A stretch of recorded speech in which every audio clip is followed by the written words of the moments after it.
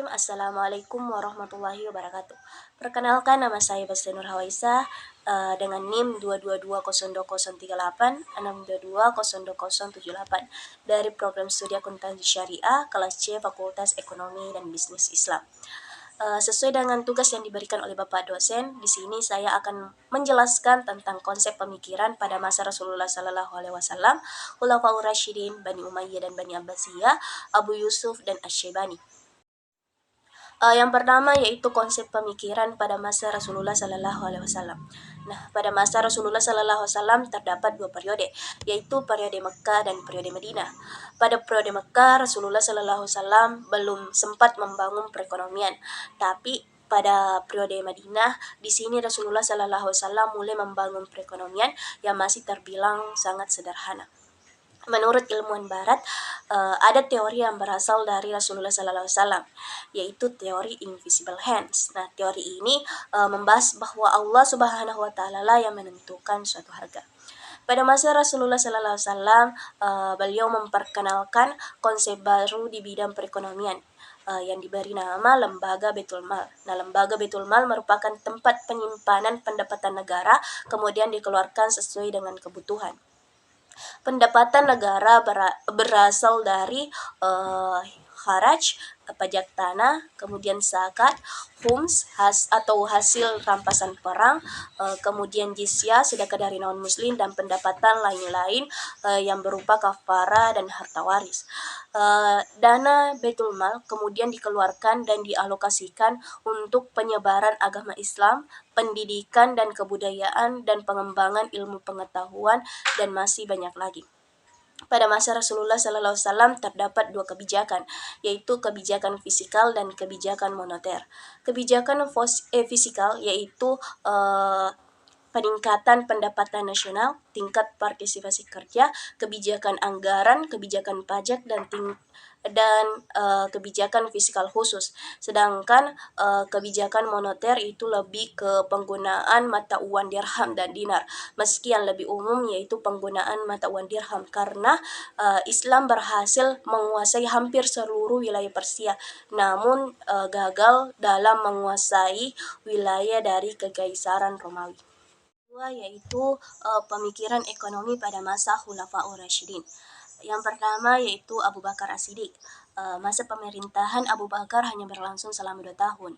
Abu Bakar banyak menghadapi persoalan dalam negeri, yaitu dari kelompok murtad, nabi palsu, dan pembangkang zakat. Abu Bakar As-Siddiq melakukan kebijakan sesuai yang dicontohkan oleh Rasulullah Sallallahu Alaihi Wasallam.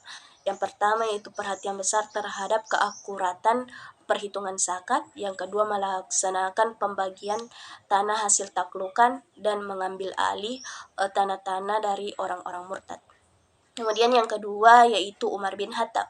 Nah, Umar bin Khattab masa pemerintahannya selama 10 tahun dan dapat dikatakan sangat berhasil dalam menyebarkan agama Islam. Adapun yang dilakukan oleh Umar bin Khattab yaitu yang pertama mendirikan lembaga Baitul Mal. Nah, Umar di sini tidak mendistribusikan harta Baitul Mal, tetapi disimpan sebagai cadangan untuk keperluan darurat, gaji tentara, dan keputusan umat lainnya. Kemudian yang kedua yaitu kepemilikan tanah.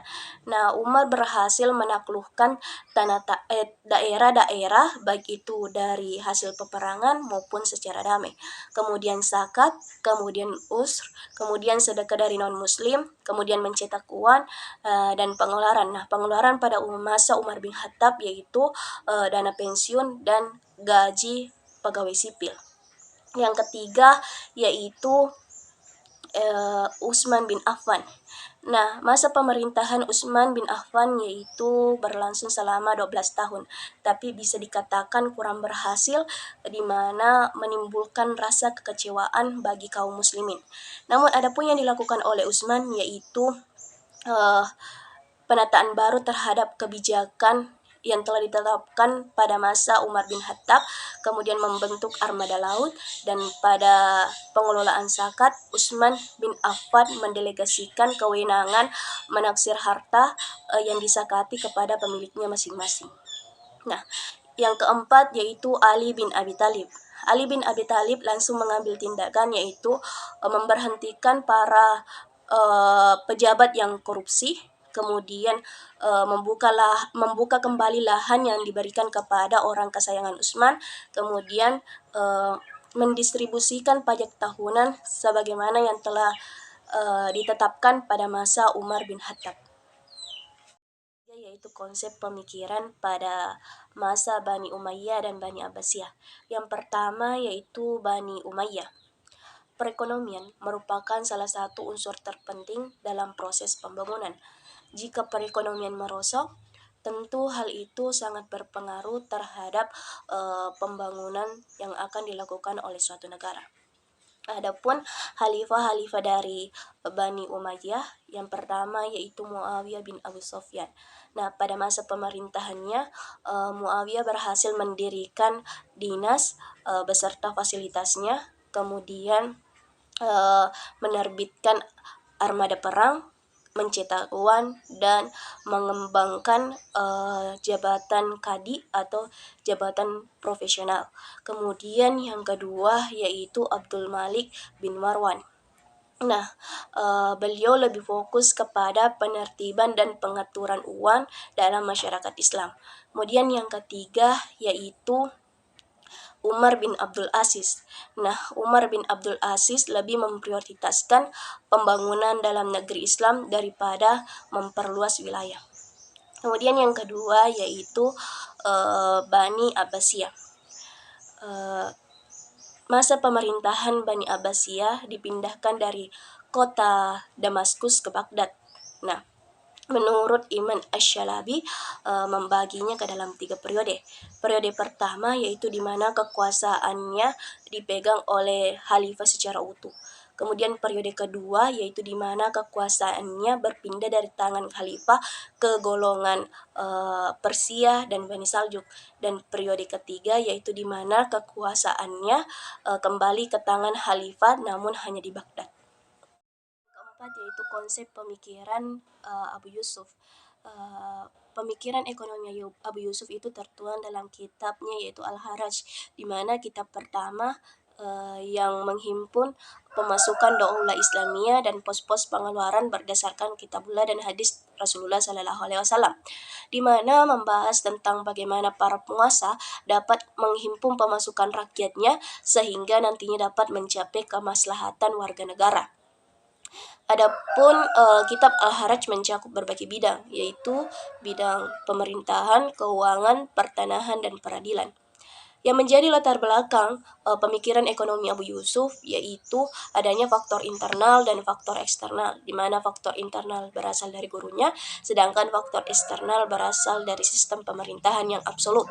Nah, yang menjadi kekuatan utama dalam pemikiran ekonomi Abu Yusuf yaitu keuangan publik, di mana Abu Yusuf membuka jurang pemisah antara si kaya dan si miskin. Nah, tujuan dari kebijakan pemikiran ekonomi Abu Yusuf yaitu untuk mencapai kemaslahatan umat, di mana berdasar pada Al-Quran, hadis, dan landasan hukum lainnya, baik yang sifatnya mikro atau individual dan makro atau golongan. Kelima yaitu pemikiran ekonomi menurut Asy-Syaibani. Asy-Syaibani merupakan tokoh ekonomi muslim yang mempunyai pengaruh besar terhadap perkembangan perekonomian. Adapun bukti-bukti yang beliau cetuskan yaitu yang pertama al-kasb, kerja, yaitu cara mencari perolehan harta dengan berbagai cara yang halal.